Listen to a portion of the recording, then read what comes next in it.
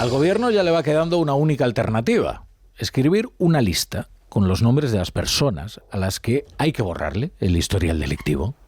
Y listo. Que digan quiénes son. Que no se centren en los delitos que hay que amnistiar, sino que digan directamente cuáles son las personas a las que hay que amnistiar. Hayan hecho lo que hayan hecho. Que se les perdone todo y que se les borre de su historial a Carles Puigdemont, a Marta Rovira, a estos 12 CDR, a este y al otro. Porque de eso se trata la ley de amnistía, y ni siquiera se molesta en disimularlo el gobierno, porque la ley se va reescribiendo en función de la situación particular procesal de estas personas. De manera que será una amnistía ajustada a la circunstancia particular de un puñado de individuos particulares. Y eso no hay democracia que lo resista. ¿Qué es lo que ha ocurrido ahora? Un nuevo auto del juez García Castellón, que se ha convertido en el leviatán de este gobierno, el juez García Castellón. Este nuevo auto viene a responder a un recurso presentado por una de las partes en el caso Tsunami, e inutiliza las enmiendas que PSOE y Junts y Esquerra pactaron para eludir los otros autos de García Castellón. ¿Por qué? Recuerden que Félix Bolaños acuñó aquel concepto desquiciado del terrorismo respetuoso con los derechos humanos. Es un dislate conceptual, es una estupidez, pero pretendía defender que por más que a Carles Puigdemont le imputaran delitos de terrorismo, estos podían no ser contrarios al Convenio de Derechos Humanos de la Unión Europea. De ahí cuando precisa solo en aquellos casos de terrorismo graves que atenten gravemente contra los derechos humanos. Bien, pues lo que ahora ha hecho el juez García Castellón es permitir la personación en la causa de 2 antidisturbios heridos en 2019 en los gravísimos disturbios violentos de la Plaza Urquinaona tras conocerse la sentencia del Procés. Ambos los considera víctimas de una acción incompatible con el artículo 2 del convenio. Y así, precisando y afinando, el juez García Castellón ha hecho inútiles las 2 enmiendas con las que el PSOE, Esquerra y Junts pretendían eludir la persecución judicial de Carles Puigdemont, de los CDR, de Marta Rovira y de otro puñado de personas a las que se les imputan delitos de terrorismo. De manera que así quedaría inutilizada esta enmienda. Pero más allá de las sutilezas jurídicas, lo que la instrucción de García Castellón está revelando es algo que ya sabíamos, pero que convenía mostrar con toda su crudeza, porque es algo gravísimo, lo realmente grave de este episodio, que es que el gobierno está legislando en función de las decisiones del juez, porque el único fin de la ley es garantizar la impunidad de Carles Puigdemont y de 2 decenas más de delincuentes. Y ese es un fin espurio. O como llevamos días diciendo, eso es pura corrupción política, porque una ley no puede tener como objeto favorecer a una persona particular. Menos aún si es a cambio del apoyo parlamentario del partido que lidera esa persona. Es decir, es que esta ley no tiene objeto, tiene sujeto. Sería mucho más fácil, por tanto, que publicasen la lista de los amnistiados y no los delitos que se amnistían.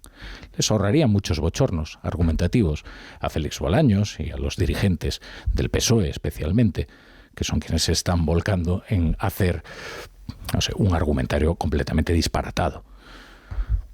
Consiste en esto, justo en esto. Lo importante es el sujeto y no el objeto. Eso es lo que está haciendo el gobierno y eso es lo que revela este tira y afloja, esta persecución con su gran leviatán, que es el juez García Castellón.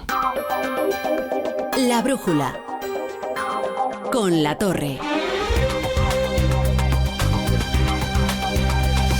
Bienvenidos a La Brújula. Si se incorporan a esta hora a la sintonía de Onda Cero, y hay señales de nerviosismo en el gobierno, porque toda la legislatura depende de que pueda garantizarle la impunidad al prófugo y a este puñado de delincuentes muy particulares.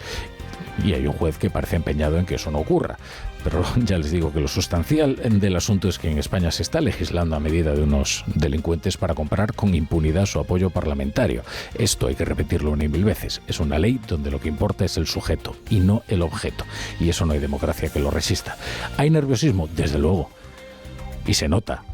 El nerviosismo lo ha convertido Ferraz, lo ha canalizado en ira contra Emiliano García Paje. La razón de la pelea responde a la más elemental mecánica política.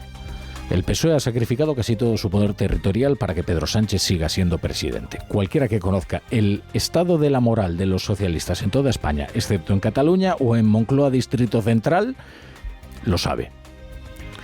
Cada pacto, cada cesión, cada contradicción, cada chantaje de los independentistas ha ido en contra de sus varones y sus munícipes en toda España. Como esos varones y munícipes ya no tienen ningún tipo de poder, dependen únicamente de la voluntad del secretario general. No así Emiliano García Paje, que es presidente de Castilla-La Mancha porque así lo han decidido los castellano-manchegos, que serán quienes lo retiren de ahí en unas próximas elecciones si es que quieren hacerlo.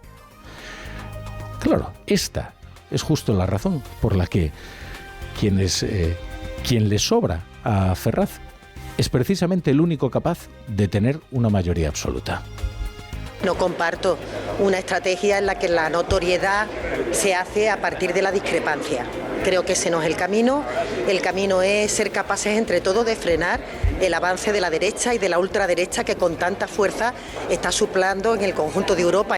Pero qué notoriedad si ya ha ganado las elecciones con mayoría absoluta. Esta vez ha sido la número 2 del PSOE, María Jesús Montero, la que lo ha criticado a Emiliano García Paje en un testimonio que es realmente fascinante. Hombre, si lo que se trata es de frenar a la derecha, Paje es un caso de éxito, porque gana con mayoría absoluta. En cambio, Pedro Sánchez depende de la extrema derecha de Junts, hasta tal punto de postración que tiene que mercadear con ellos las competencias de inmigración. Así se frena a la extrema derecha, dándoles las competencias de inmigración para que compitan con la otra extrema derecha, en dureza con los inmigrantes. Esta no es una escaramuza puntual, ni una de tantas divergencias entre Paje y Ferraz, porque probablemente ya se hayan pronunciado las palabras de no retorno. Porque lo que no le van a perdonar a Paje es que primero ubique al PSOE en el extrarradio de la Constitución, porque hay una conciencia culpable, claro. Baja vergüenza sobre todo a los que se han prestado a una operación indigna. Pero es que además ha señalado el gran tabú, que es que Sánchez es un perdedor. Y eso no se perdona. En cualquier caso, miserias de la vida partitocrática, hoy Emiliano García Paje ha bajado el tono varias octavas. Respeto todas las opiniones, también pido que se respeten las mías. No voy a insistir más en... Ya hablé ayer suficientemente, ¿no? Y no quiero ser protagonista, de verdad, sinceramente. Coincido y mucho con la política social y económica del gobierno. Discrepo claramente con el tema territorial y con los independentistas. Mi adversario no es ningún socialista, son los independentistas. Claro, lo que pasa es que si su adversario son los independentistas, que son de quienes depende el gobierno de España, ya les decimos que toda la estructura del Partido Socialista, toda, está puesta al servicio de que Pedro Sánchez siga siendo presidente del gobierno.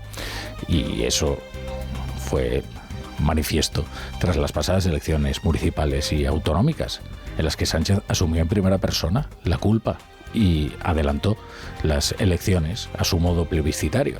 El resultado ya lo conocemos. A partir del 23J tiene un nuevo socio que es un prófugo de la justicia, huido en Waterloo, al que tiene que pagar con la impunidad, con una ley de amnistía. El PSOE se está achicando y achicando hasta quedar reducido a un cogollito muy sectario, cuya única misión es preservar la condición de minoría suficiente que permita a Sánchez ser presidente. Y como esa condición depende de la voluntad de los socios independentistas, las concesiones son constantes, son crecientes y serán interminables. Esto es mecánica política clásica. El PSOE nunca va a dejar de depender de los independentistas, porque cada chantaje al que se pliega lo va debilitando y lo va dejando más expuesto aún a un nuevo chantaje. Eso es lo que está ocurriendo en el PSOE y eso es lo que explica que precisamente el que sobra sea el único varón capaz de ganar con una mayoría absoluta.